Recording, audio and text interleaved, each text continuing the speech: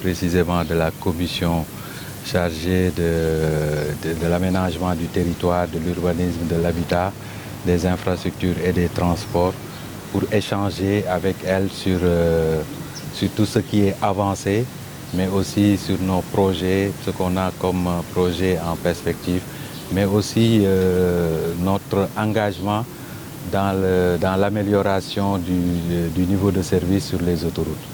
Donc nous allons échanger sur tout ce qui est projet, ce que nous avons comme projet, mais surtout en termes de valorisation, en tout cas faire nos activités que nous avons prévues pour essayer de valoriser nos emprises, pour nous permettre de pouvoir développer beaucoup plus facilement, d'assurer en fait le développement du réseau autoroutier.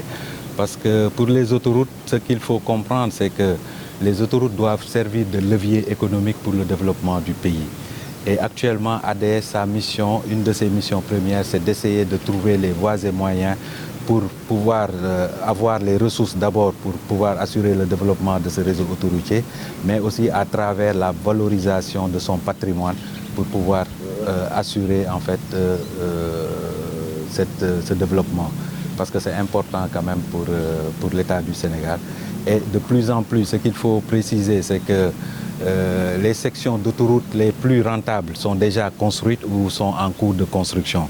Donc pour le développement des autoroutes, ça va nécessiter en fait des stratégies pour pouvoir trouver les ressources qu'il faut. Parce que ce sont des sections d'autoroutes qui auront beaucoup moins de trafic que les sections qui sont déjà en cours d'exploitation. Et dans ce sens-là, il va falloir trouver peut-être un système de péréquation qui va nous permettre d'utiliser les recettes des sections les plus rentables pour pouvoir financer les sections les moins rentables et assurer un développement du réseau autoroutier. Et parallèlement aussi, valoriser les emprises et avoir les ressources financières pour compléter justement ce système de péréquation. En tout cas, en quelque sorte, il faut trouver une stratégie financière pour pouvoir assurer le développement du réseau autoroutier. Et sur ce, nous comptons beaucoup sur les parlementaires. Donc l'objectif principal, en tout cas, c'est de les sensibiliser sur la situation de ADS, sur les objectifs de ADS, sur les missions de ADS qui devront permettre en fait de faire de ADS le véritable levier économique de ce pays-là à travers les autoroutes du Sénégal. Et comme je l'ai présenté tout à l'heure, ADS compte aussi passer à l'exploitation directe.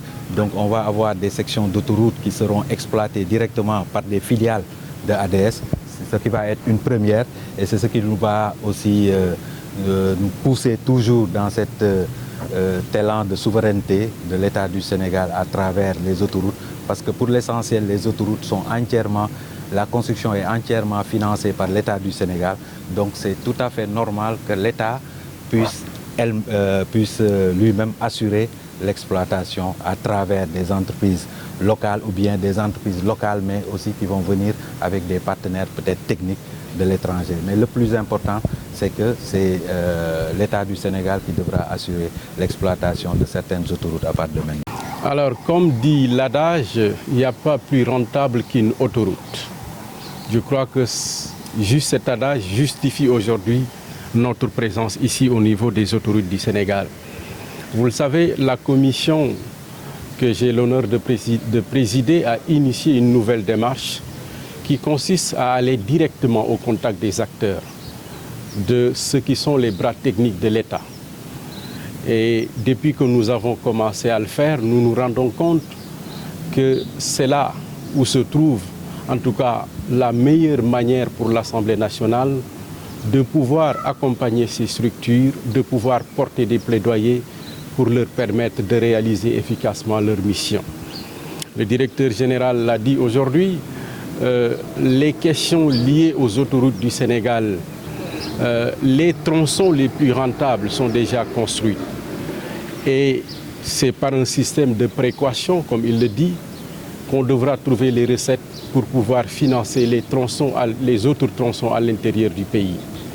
Et de ce point de vue-là, l'État aussi doit en tout cas faire en sorte que le contrôle soit renforcé, en tout cas sur les tronçons d'autoroute. Aujourd'hui, sur l'autoroute Dakar-AIBD qui est exploitée par Eiffage, ou sur les autres tronçons AIBD Thiès-Mour, AIBD Touba, Je crois que l'État devrait aussi mettre en place un dispositif de contrôle pour permettre à ce que les recettes correspondent au niveau de trafic. C'est cela aussi le rôle de l'Assemblée nationale. Je crois que nous interpellerons les ministres sur ce point-là pour faire en sorte que le dispositif soit renforcé pour qu'il n'y ait pas un manque à gagner pour l'État du Sénégal sur ces trafics-là, sur ces tronçons d'autoroute qui sont très rentables pour nous et qui devraient permettre de financer en tout cas d'autres autoroutes à l'intérieur du pays. Oui, comme il l'a dit, soit c'est par le mécanisme de la concession ou de la régie intéressée. Mais comme vous le savez, aujourd'hui, l'État n'a pas toutes les ressources financières pour pouvoir en tout cas financer des autoroutes à lui seul.